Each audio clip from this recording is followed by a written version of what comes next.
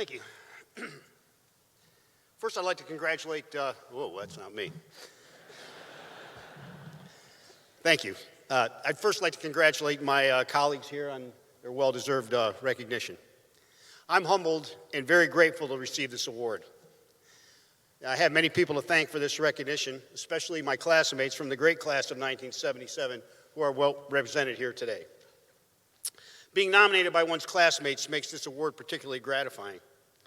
I'd also like to recognize family who are here today, our sons Bill and Eric, our daughter Heather, and my two brothers and their wives. Thank you for being here. And of course, my wife Laura, who I was lucky enough to meet and fall in love with soon after being assigned to Norfolk. Laura has been with me every step of the way and a great partner in all aspects of my life. She deserves much of the credit for any recognition that I may receive. If we go back to June of 1977 and talked about this award, my name would not have been mentioned. The first narration of the video said I had excelled at ocean engineering and intramural sports. That wasn't true. And knowing enough of my classmates could see that a bit differently, we removed the word excelled, and as I told the author, I really didn't excel at much of anything at the Academy. Although I did organize a few weekend events on occasion. What I did, however, was make a lot of great memories and some forever friends that I wouldn't trade for anything. As the video said, I grew up in Amsterdam, New York, and had always wanted to serve America. I truly thought I'd join the Navy to see the world, but as it turned out, the Navy assigned me to Norfolk in '79, and I've never left the Hampton Roads area. And while I always enjoy talking about building the shipyard and other businesses, I'll forego that today and share with you how my Jewish faith has affected my life, and how the intersection of my faith and my gratitude for what the Naval Academy has meant to my life's work has resulted in me being here today. My faith was often tested and very much strengthened by my Naval Academy experiences. In discussing this intersection of faith and gratitude, I'll briefly share the story of the Levy Center, its meaning to me, and the legacy we were trying to create by building it. I'll be brief, but for a little background, Amsterdam, New York was a typical mill town with ethnic neighborhoods and a very small Jewish population. My parents were both first-generation Jewish Americans. Their parents arrived from Eastern Europe through Ellis Island in the early 20th century. Anti-Semitism was quite common and often overt in those days, yet Jews were integrating into most businesses and professions. Jews had always served in the U.S. military, including my father, who served in the Army in World War II. Israel was a very new country when I was growing up, and the Holocaust was a recent memory for my parents' generation. We grew up strongly supporting the Jewish state. While we pray that a Jewish homeland can be a light unto the nations and an inspiration to the world, we're also commanded as Jews to support the country in which we live and to pray for it. Our prayers for America include the dream that we can be a force for justice in the world. The concept of a homeland for Jews was very important and impactful in my family, and as a small minority in Amsterdam, I enjoyed and embraced sharing my differences with non-Jewish friends while enjoying what we had in common. That continued at the Naval Academy. Early in my plebe year, I realized there were no other Jews in my company, and many of the guys had never met a Jewish person before. As I think back, I did a lot of explaining, answered questions, faced a few challenges, but I always tried to embrace the opportunity to show how we are more the same than we are different. In 1974, I was on the USS Ponce with 300 of my classmates on our third-class cruise. Long before emails and cell phones, a telegram was received by the ship that my father had passed away unexpectedly. We were 7 days out of Norfolk and another 5 or 6 days to our destination in Portsmouth, England. It took me a few days to get off the ship and another couple days to get home. A difficult time indeed, and while I was thankful to have my classmates on that ship, it was time to rely on my Jewish faith that had been instilled in my early years. For a bit more background, chapel attendance at the Naval Academy was mandatory until 1973. In the very early days, midshipmen marched into the main chapel for Sunday services.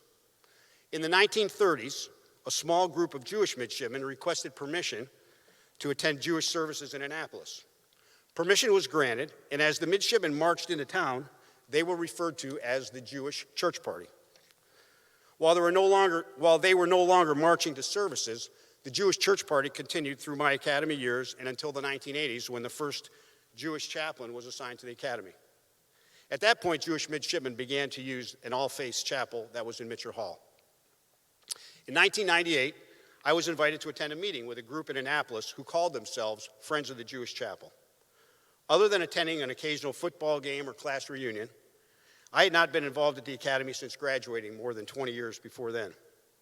I went to this meeting where a group of gentlemen informed me that they had permission to build a Jewish chapel on the yard and wanted me to help with the project. Some of the men were academy graduates, some were not. I was the youngest in that meeting by 15 years. And while it was obvious there was a lot of work in front of us to make this project a reality, I realized that that was in fact a perfect intersection of the most important aspects of my life, to me, faith, family, and the United States Navy. The project's name had already been chosen, and it was to be the Uriah P. Levy Center and Jewish Chapel. Uriah P. Levy was a famous Jewish commodore from Philadelphia who served 200 years ago. And it's appropriate that the chapel was named for him because he was proud of his Jewishness, but just as proud of his status as an American and an American naval officer. One famous statement that he made was that he would rather be a cabin boy in the United States Navy than an admiral in any other navy in the world. He did face anti-Semitism during his career, but he worked not just for himself, but to make the U.S. Navy a better Navy. For example, he was one of the leaders credited with the abolishment of flogging as a punishment in the United States Navy. The Levy Center opened in 2005, and by that point, Laura and I had been involved with the rabbi and some of the programming for Friends of the Jewish Chapel. We had the privilege to accompany 30 midshipmen to Israel over spring break on a couple of occasions and realized how impactful and educational those trips could be. As you saw in the video, over the last 7 years, Laura and I have sponsored 15 STEM majors each summer. These 15 midshipmen spend 6 weeks together studying the Arabic language and Middle East culture. The first 2 weeks of the program are here at the Academy, and then followed by 4 weeks of learning at Haifa University in Israel. These midshipmen are referred to as Miller Scholars, and there may be 25 or 30 with us here right now. Are they here? Okay. All right, well, there's a few. There's a few. We really enjoy meeting these midshipmen before and after this 6-week experience. The impact and exposure that trips like this have on midshipmen is invaluable as they prepare for service that will take them into many different cultures and countries throughout the world. The Levy Center contains a Jewish chapel named for my parents, Esther and William Miller. The chapel is a beautiful space for worship and reflection. It is meant to be a symbol of our country's religious diversity, as well as a symbol of understanding and tolerance for people of different faiths. It was built to enhance the Naval Academy's mission to develop midshipmen morally and mentally to become ethical leaders for our naval forces. When our nation considers issues of right and wrong, war and peace, I want there to be a Jewish voice at the table reflecting the wisdom of Jewish experiences throughout thousands of years. But I want that to be a voice alongside the voices of other communities, religions, and faiths.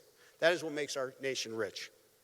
The existence of the Levy Center and the Miller Chapel amidst chapels and spaces reserved for the use of officers and midshipmen of all faiths is the important image and statement that should challenge us to learn from each other. I'll close with this. Jews have always defended and fought for countries in which they lived. Their service, however, is not automatically linked to the idea of a navy, despite heroes like Commodore Levy. After all, our ancestors came from the desert, and it can be said that when Moses and the Israelites had to cross the Red Sea, when they left Egypt for freedom, they waited until the waters were miraculously parted so they could walk. Perhaps if I'd have been here building ships, it would have been a different story. So there, thank you.